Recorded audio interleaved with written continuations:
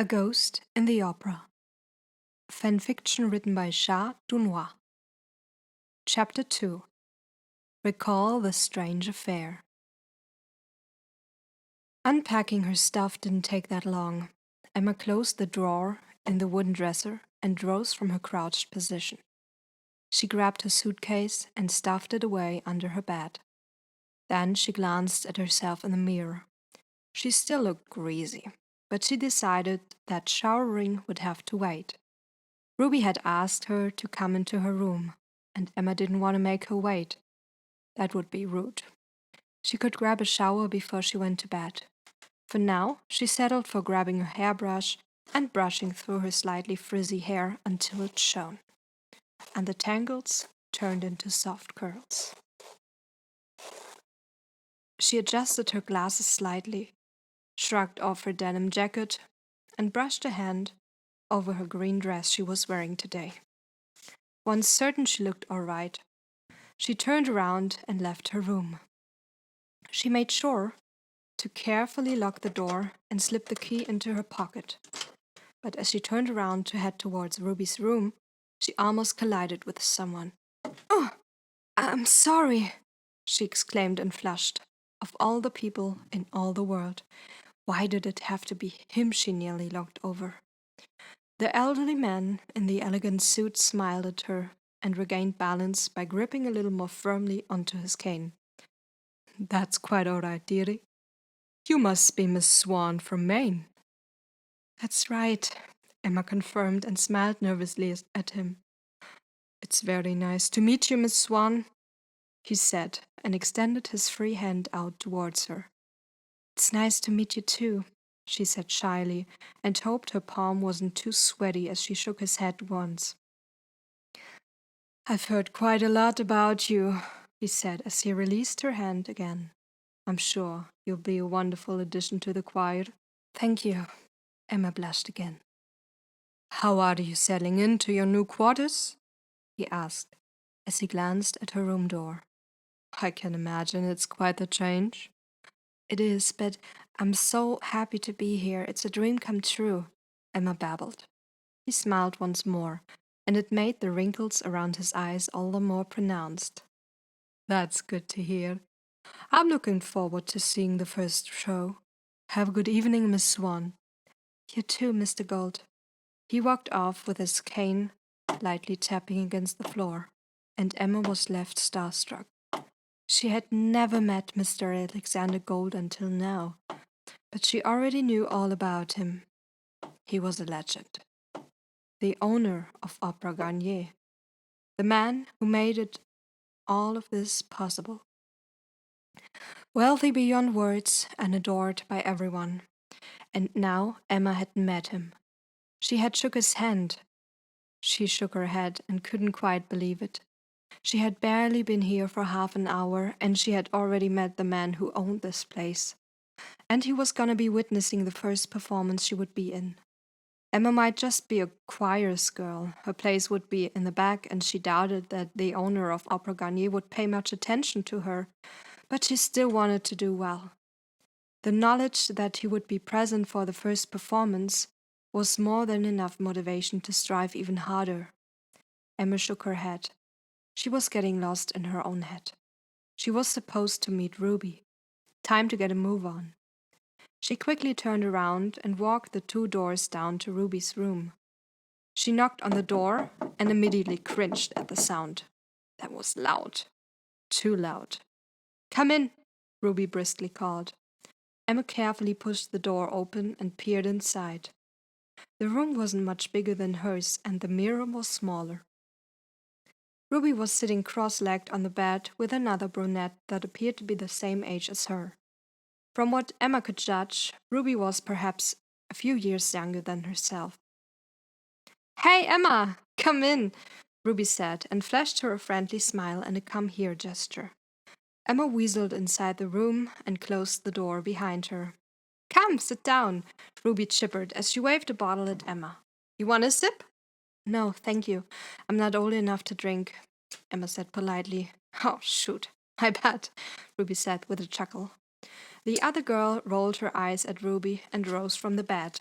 She smiled as she came over to Emma and extended her hand out. Hello, Emma. My name's Belle. It's nice to meet you, Belle. Emma smiled and noted that Belle had an Australian accent. Are you getting settled in all right?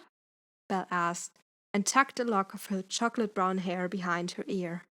Yes, I think so.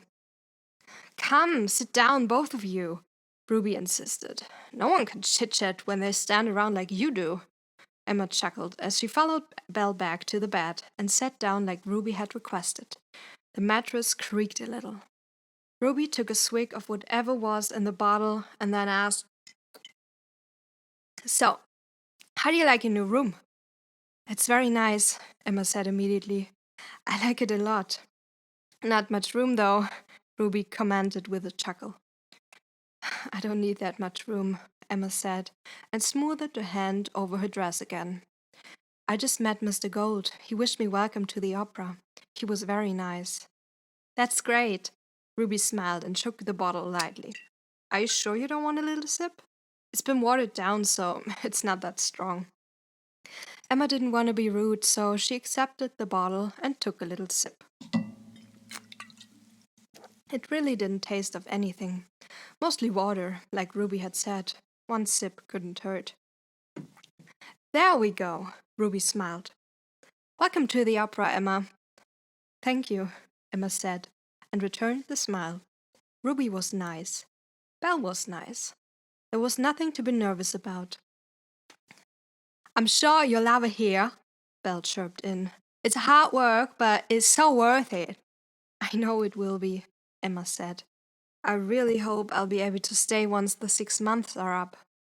I'm sure you will, Ruby said kindly. Melina was pretty hyped when she came from New York after hearing you sing. She said that you were good enough to sing solo. No, I don't think so, Emma chuckled and shook her head. And that's not what I want either. I could never sing solo on a stage like this. I'd get nervous. The auditions were a nightmare because of my stage fright. I prefer singing in the choir and be a part of a unity instead. Really? Ruby raised an eyebrow. You must be the only girl who's not eager to sing solo. Emma shrugged lightly. I'm just too nervous. She licked her lips and nodded towards the bottle in Ruby's hand. Can I have some more of that? You sure? Ruby asked and tilted her head a little. Absolutely, Emma assured. One more sip couldn't hurt. Meeting new people was nerve-wracking. A bit of liquid courage wouldn't hurt.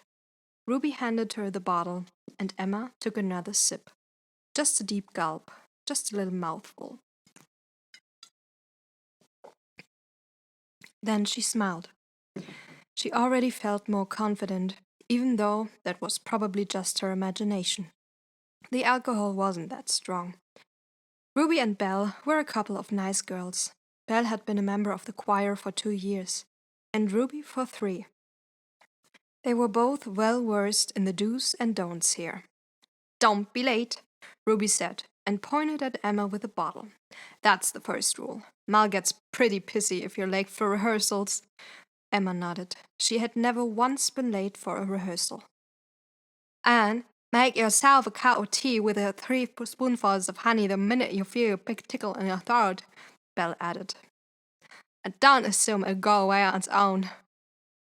And don't try to sing anyway if you do have a tickle in your throat, Ruby chipped in. Don't sleep with your window open on cold winter nights, Belle said. Don't wander around in corridors at night. I got lost so many times during my first year here. It was ridiculous. Inviting guys into your room is strictly forbidden, Ruby said with a smirk. That won't be a problem. Emma's laughter was nervous now.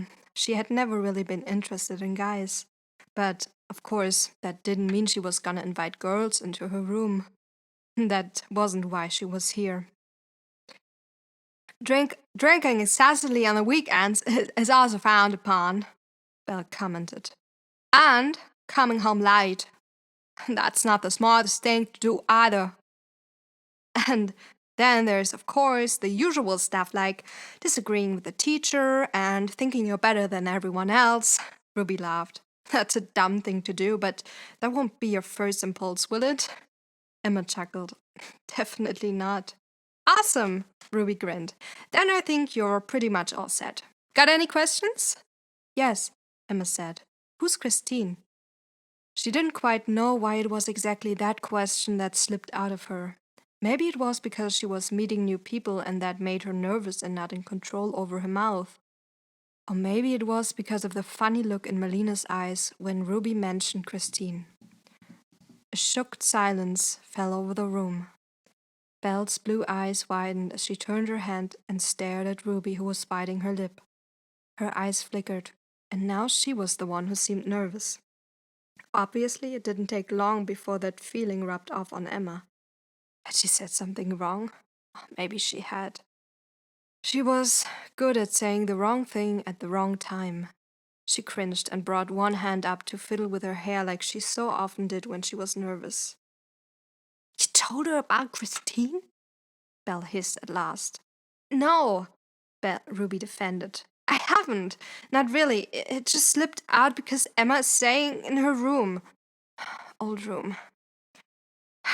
Ruby, you know we're not supposed to. I know, okay? It was an accident. What are you talking about? Emma asked. Who's Christine? Ruby and Belle looked at each other. Well, not supposed to talk about Christine, Belle said almost timidly. Why not? Emma asked curiously. Is it a secret? No, Ruby said, and her mouth twisted. I mean, not really. Okay. Maybe I should ask Melina then. No! Ruby barked.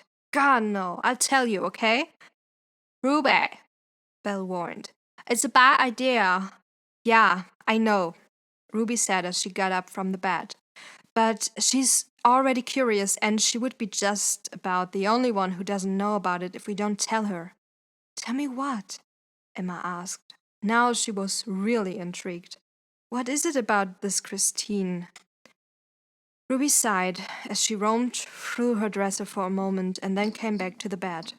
She was holding a picture in her right hand, and she dumped it on the pillow as she climbed up in bed and wiggled into a comfortable position.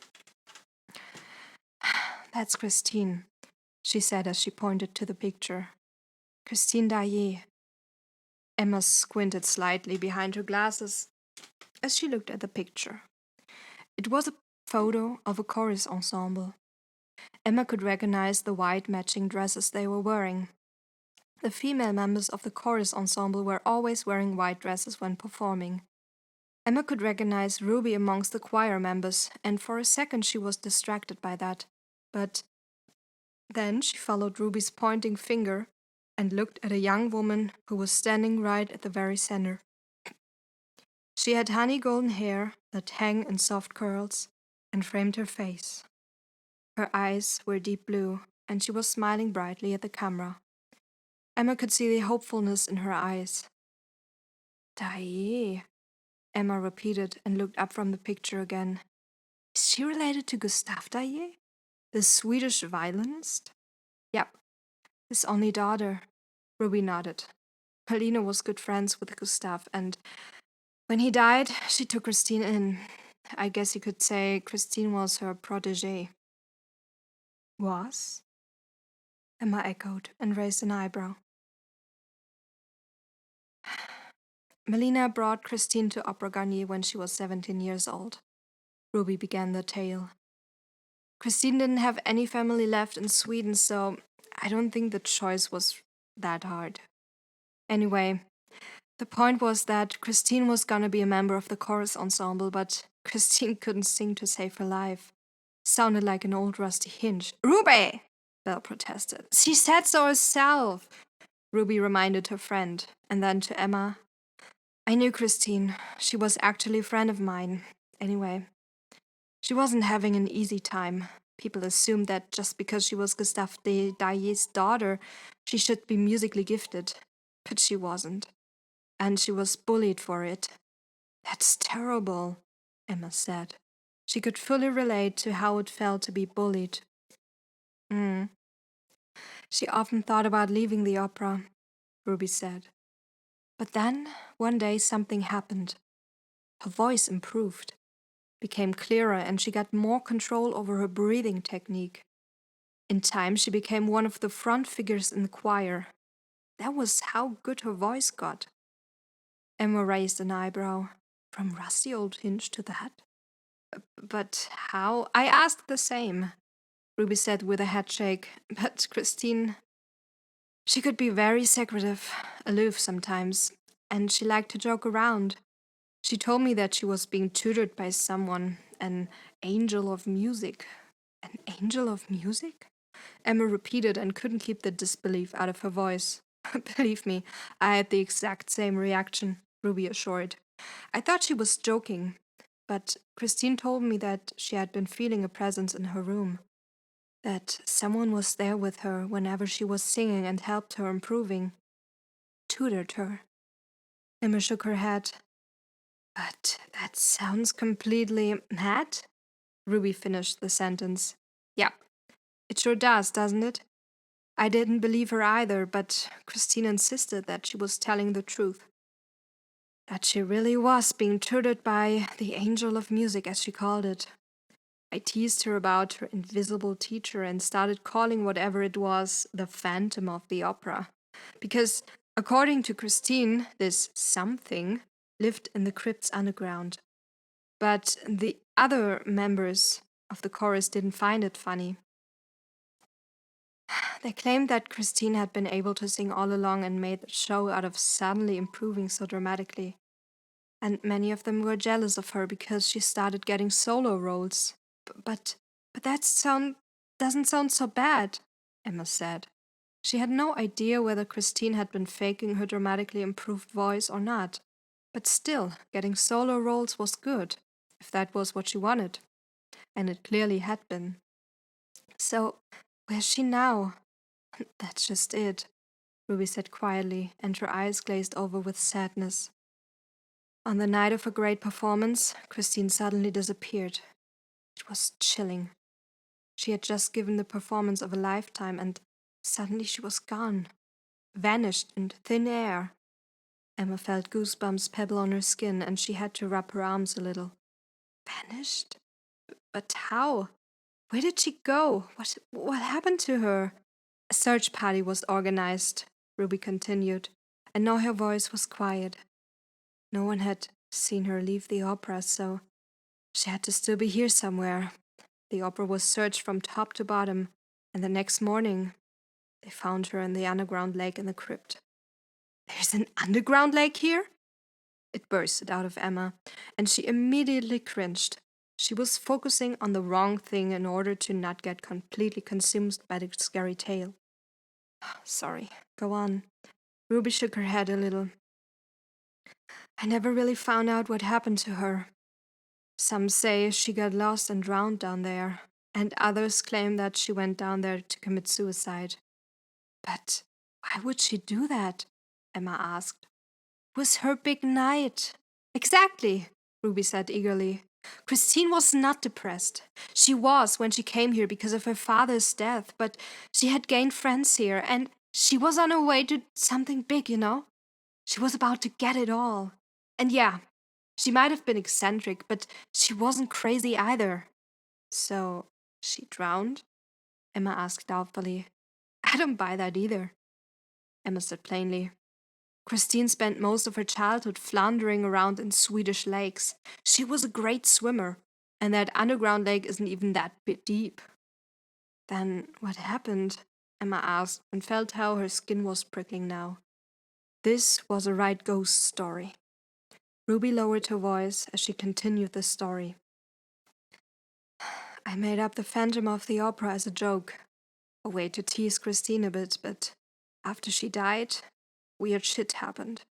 And I don't just mean odd things. No, the fucking chandelier suddenly fell down one night. It was a miracle that no one died or got hurt. She shook her head and rubbed her own arms. I started to think that if Christine had been partially right, suppose she really had messed with someone that lived in the cellar. Someone that didn't want to be found by anyone. But that's impossible. Emma said and shook her head. No one would be able to live in a crypt without getting noticed. You're quite right, Miss Swan.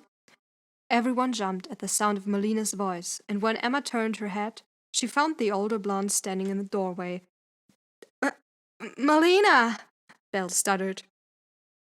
Melina looked strictly at all three of them as she came into Ruby's room. Christine Dyer's death was a tragic accident, she said in a clipped tone, and in a way my fault because she was my responsibility. I promised her father to look after her, and when I failed both of them, when it really mattered, I'll never forgive myself for what happened to her. Belle and Ruby looked embarrassed at one another, and Emma looked down at her hands. Miss Lucas, I've warned you about scaring the younger students, Melina said brusquely. Christine's death is not a story you treat like it's a light entertainment, or a ghost story. I know that. I'm sorry, Melina, Ruby said quickly. And you, Miss French, Melina said as she turned to Belle. You should know better than to let Ruby tell the story. It was my fault, Emma said quickly. I was the one who kept asking. Melina did not scold her, just settled for waving a hand towards her. Come, Miss Swan, I'll take you back to your room. It's getting late and the rehearsal starts tomorrow. You best be well rested for it. Of course, Emma said, nearly stumbling as she got off the bed and walked over to Melina. She thought to herself that she had just discovered the most important rule of all. Never mention Christine Daae. She smiled apologetically at Ruby and Belle, and both of them returned the smile. So Emma dared, hoping that they weren't mad at her for getting them in trouble. Melina said nothing as she escorted Emma the short distance back to her own room. Emma was afraid of saying something. She didn't want to screw up. She hadn't even been here for 24 hours. But as they reached the door to Emma's room, Melina was the one to break the silence. Christine's death was terrible, she said. A tragic affair that shook everyone. I understand, Emma said quickly. But it was an accident, Miss Swan, Melina continued and put a reassuring hand on Emma's shoulder. An accident that shouldn't have been allowed to happen. And the same goes for the chandelier that came apart and fell down. It happened due to a malfunction. Emma nodded. Christine somehow found a way into the cellars and got lost, Melina said quietly. Miss Lucas isn't entirely correct. There are holes where the underground lake is deeper, and poor Christine stepped into one of those holes. A terrible accident. But nevertheless, that. An accident, Miss Swan. Ruby is a good girl, but she has the unfortunate habit of telling stories sometimes. There is no Phantom of the Opera, as she puts it. All right? Of course not, Emma said quickly and flashed her mentor a smile. I didn't think so either. To be continued. Chapter and notes from the author. Of course there's no Phantom of the Opera, Melina. Of course there isn't. And FYI, I made Christine blonde and blue-eyed to make her more similar to LaRue Christine, and to make her resemblance Emma. Thanks for listening.